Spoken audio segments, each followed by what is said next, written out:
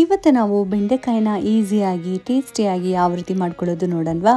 ಬೆಂಡೆಕಾಯಿ ಅಂದರೆ ಇಷ್ಟ, ಆದರೆ ಮಾಡುವಾಗ ತುಂಬಾ ಸ್ಟಿಕ್ಕಿಯಾಗಿ ಅನಿಸುತ್ತೆ ಅಂತ ತುಂಬ ಜನ ಈ ವೆಜಿಟೇಬಲ್ನ ಪ್ರಿಫರ್ ಮಾಡಲ್ಲ. ಸೊ ಯಾರ್ಯಾರಿಗೆ ಈ ರೀತಿ ಆಗುತ್ತೋ ಅವ್ರಿಗೆಲ್ಲ ಈ ಸಿಂಪಲ್ ಟಿಪ್ಸಿಂದ ಈ ಟೇಸ್ಟಿ ಆಗಿರುವಂಥ ಸಿಂಪಲ್ ಆಗಿರುವಂಥ ಬೆಂಡಿ ಫ್ರೈನ ಮನೆಯಲ್ಲೇ ಮಾಡ್ಕೋಬೋದು. ಈ ಫ್ರೈ ಮಾಡ್ಕೊಳ್ಳೋಕ್ಕೆ ಬೆಂಡೆಕಾಯಿ ಅರ್ಧ kg ಆಗೋಷ್ಟು ತಗೊಂಡು ಚೆನ್ನಾಗಿ ವಾಶ್ ಮಾಡಿ ಮೇಲೆ ಒಂದು ಒಳ್ಳೆ ಬಟ್ಟೆ ಅಥವಾ ಟಿಶ್ಯೂಯಿಂದ ಆ ಒದ್ದೆ ಎಲ್ಲ ಚೆನ್ನಾಗಿ ವೈಪ್ ಮಾಡ್ಕೋಬೇಕು. ಸೊ ಈ ರೀತಿ ಮಾಡೋದ್ರಿಂದ ಅರ್ಧ ಸ್ಟಿಕ್ಕಿನೆಸ್ ನಿಮಗೆ ಫ್ರೈ ಮಾಡುವಾಗ ಬರಲ್ಲ. ಸೊ ಈ ಸೈಜಲ್ಲಿ ಈ ರೀತಿ ಎಲ್ಲನೂ ಕೂಡ ಕಟ್ ಮಾಡಿ ಇಟ್ಕೊಳ್ಳಿ.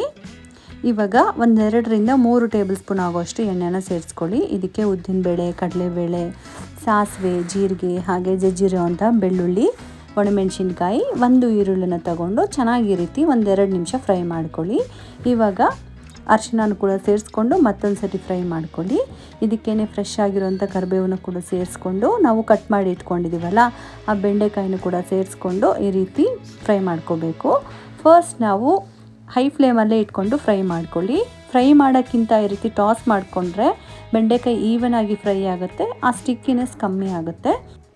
ಫಸ್ಟ್ 1-2-3 ನಿಮಿಷ ನೀವು ಹೈ ಫ್ಲೇಮಲ್ಲಿ ಇಟ್ಕೊಂಡೆ ಮಿಕ್ಸ್ ಮಾಡ್ಕೊಳ್ಳಿ. ಅದಾದಮೇಲೆ ಮೀಡಿಯಮ್ ಫ್ಲೇಮಲ್ಲಿ ಇಟ್ಕೊಂಡು ಒಂದು 10 ನಿಮಿಷ ನೀವು ಈ ರೀತಿ ಫ್ರೈ ಮಾಡ್ಕೊಳ್ಳಿ. ಒಂದು 10 ನಿಮಿಷ ಆದಮೇಲೆ ಸಾಲ್ಟ್ನ ಸೇರಿಸ್ಕೊಳ್ಳಿ. ಸಾಲ್ಟ್ ಸೇರಿಸಾದ್ಮೇಲೆ ಒಂದು 5 ನಿಮಿಷ ನಿಮಗೆ ಈ ರೀತಿ ಲೋ ಫ್ಲೇಮಲ್ಲಿ ಇಟ್ಕೊಂಡು ಫ್ರೈ ಮಾಡಿಕೊಂಡ್ರೆ ನೋಡ್ತಿದ್ದೀರಲ್ಲ ಉದುರುದ್ರಾಗುತ್ತೆ. ಇವಾಗ ನೀವು ಒಂದು ಸ್ವಲ್ಪ ಖಾರದ ಪುಡಿ ಹಾಗೆ ಧನಿಯಾ ಪುಡಿ ಸೇರಿಸ್ಕೊಂಡು ಮತ್ತೊಂದು 2 ನಿಮಿಷ ಮಿಕ್ಸ್ ಮಾಡ್ಕೊಳ್ಳಿ.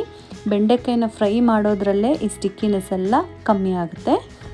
ಅಷ್ಟೇ, ತುಂಬ ಈಸಿಯಾಗಿ ಸಿಂಪಲ್ಲಾಗಿ ಈ ಬೆಂಡೆಕಾಯಿ ಫ್ರೈನ ನಿಮ್ಮ ಮನೇಲಿ ಟ್ರೈ ಮಾಡಿ. ನಿಮಗೆ ರೆಸಿಪಿ ಇಷ್ಟ ಆದರೆ ಲೈಕ್ ಮಾಡಿ, ಶೇರ್ ಮಾಡಿ, ಫಾಲೋ ಮಾಡೋದು ಮರಿಬೇಡಿ. Thank you.